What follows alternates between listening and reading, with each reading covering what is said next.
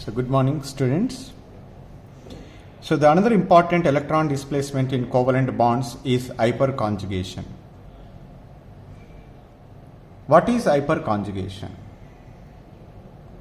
When CH bond is attached to an unsaturated system such as double bond or benzene ring, the sigma electrons of the CH bond interact or enter into the partial conjugation with the unsaturated system.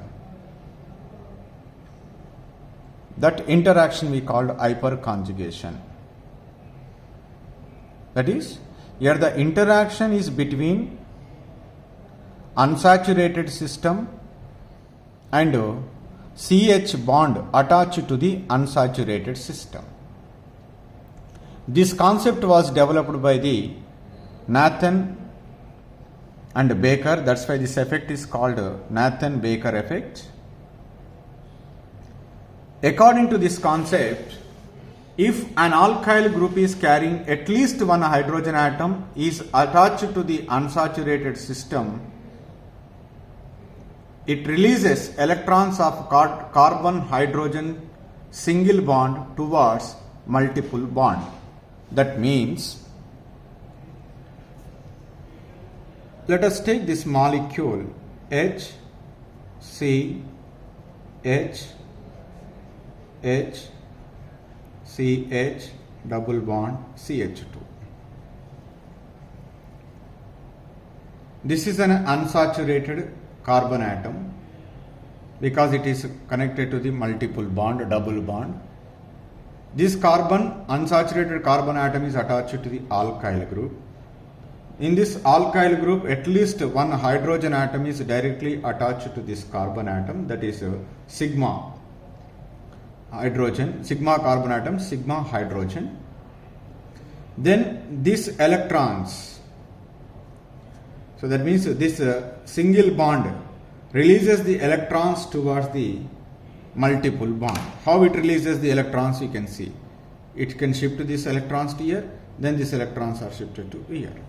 We get one hyperconjugation structure HC, H,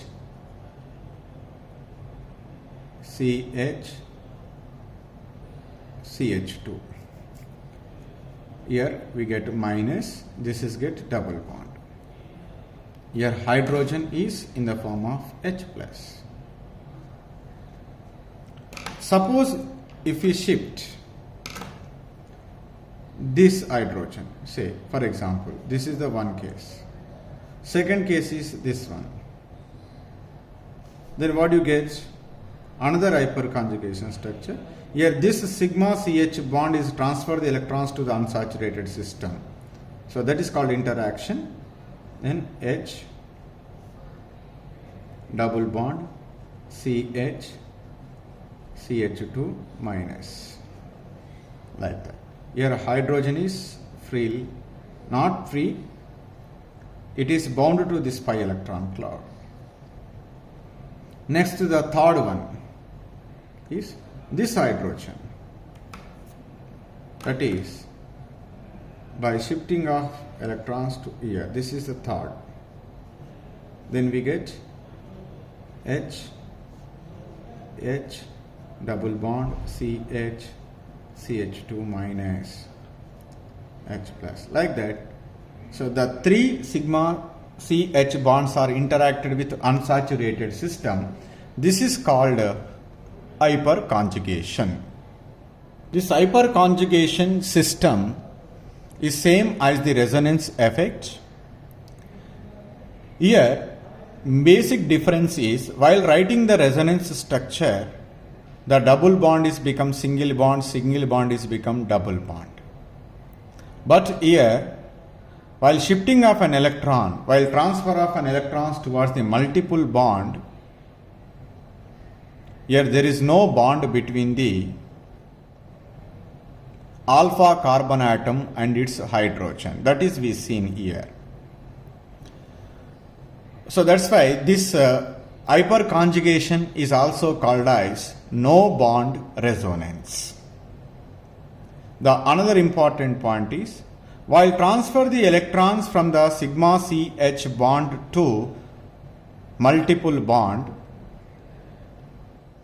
there is no bond between carbon, alpha carbon and alpha hydrogen. That means here the hydrogen is not free to available. Still, that hydrogen is strongly or firmly bound to the pi electron cloud of carbon. So that's why here H plus ion is not free to move. That is another point we need to be remembered in hyperconjugation. So one more point we need to be remembered. This hyperconjugation occurs through the hydrogen atoms present on the carbon atom next to carbon-carbon double bond. That is alpha hydrogen atoms. If more number of alpha hydrogen atoms are present, more are the number of hyperconjugative structure that leads to the more stability. You can see here these four are there. In these cases, in the first case, the carbon-carbon double bonded is attached to a carbon which is attached to the 3 hydrogens. This is alpha carbon, 3 alpha hydrogens. Here carbon-carbon double bond is attached to a carbon which is attached to only 2 hydrogens, 2 alpha hydrogens. That's why 2 hyperconjugation structures are possible. Here only 1 hydrogen is attached to the alpha carbon. That's why 1 hyperconjugative structures are possible. But here the carbon-carbon double bond attached to carbon is not having any hydrogen. That's why hyperconjugation is not possible. That's why whichever the molecule, the carbon-carbon multiple bond is attached to the carbon having more number of hydrogen atoms, more hyperconjugation structures are possible. So this hyperconjugation can also will be explained according to the orbital concept. So to understand this one, let us take an example, CH3 CH double bond CH2. Here carbon-carbon multiple bond is attached to a carbon having alpha hydrogen atom. Okay. Here, so now this is carbon-carbon double bond and this carbon is attached to the hydrogen. Let us take one carbon attached to the hydrogen. This electron pair of carbon-hydrogen bond is involved in conjugation with the pi electron pair of this double bond. That means the hyperconjugation involves delocalization of sigma electrons, that is transfer of electrons from CH bond through overlapping of p orbital of double bond. Whenever we are transfer the electrons from CH bond to CC bond, these electrons can be overlapped with the p orbital of this carbon-carbon double bond. So like that we can explain the hyperconjugation according to the orbital concept. Hyperconjugation is not only possible in the molecules which are having carbon-carbon multiple bond which is attached to a carbon having alpha hydrogen atom. It is also possible in organic compounds in positively charged carbon atom which has an empty p orbital. For example, let us take CH3 CH2 plus. So here CH3 CH2 plus, this CH3, around this carbon atom 4 bonds are present so that it is undergo sp3 hybridization.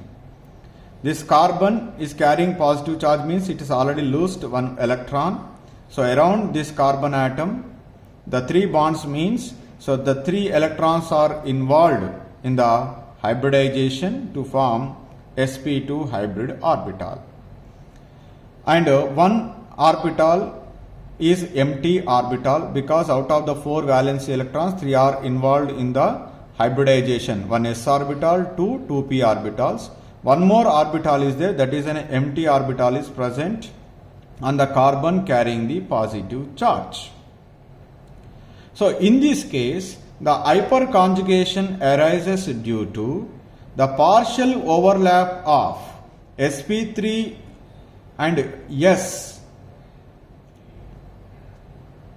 with the empty p orbital of an adjacent positively charged carbon atom. That means when I am shifting this electron, shifting of this electrons means, so these electrons of which one? sp3 hybrid orbital and s orbital, that is CH bond. There is a partial overlap of sp3s with the empty p orbital, because on carbon carrying positive charge one empty orbital is there. That empty p orbital of an adjacent positively charged carbon, there is a partial overlapping takes place between sigma CH electrons and the empty p orbital. So that causes the hyperconjugation. So in the compounds which are carrying the positively charged carbon atom and has an empty p orbital. So this type of overlap stabilizes the cation, because the electron density from the adjacent sigma bond helps in dispersing the positive charge. So whenever this overlap, whenever you are shifting these electrons to here, the carbon positive charge is removed. Like that here it will be removed. Again by shifting of this electron, again the removed. That means the positive charge is completely dispersed. So that means whenever the more hyperconjugation structures are possible, more dispersing of the positive charge. Dispersing of the positive charge means the charge is decreases. When the charge is decreases, the stability is also increases. This is the principle is useful to explain the stability of a carbocation and carbanion. Wherever the more hyperconjugation structures are possible, there is more dispersion of the positive charge, and that leads to the stability of that intermediate. That's why among the primary, secondary and tertiary carbocations, which is more stable? They may ask the question. Then tertiary carbocation is more stable than secondary than that of primary. Because in the tertiary carbocation, more number of hyperconjugation structures are possible. So that causes more dispersion of the negative charge. That positive charge that will be resulted into the more stability. This is about the hyperconjugation.